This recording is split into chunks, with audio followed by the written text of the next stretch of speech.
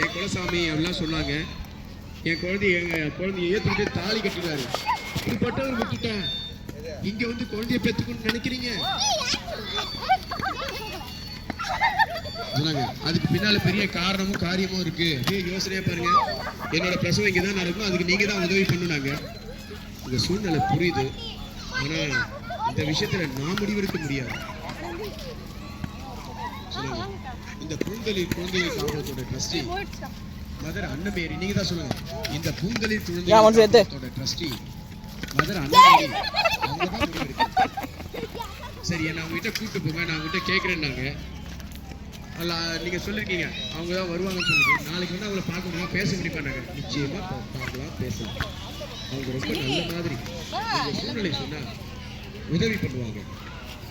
சரி, அப்படின்னா நாளைக்கு காலைல நான் 7:30 மணிக்கு வரேன்னு சொன்னாங்க. வாங்க. ஆனா அவங்க காலைல 7:30 மணி வரைக்கும் தான் இங்க இருப்பாங்க. அதுக்கப்புறம் எங்களுக்கு ஸ்கூல் இருக்கு, அங்க போயிடுவாங்க. சரி, நான் காலைல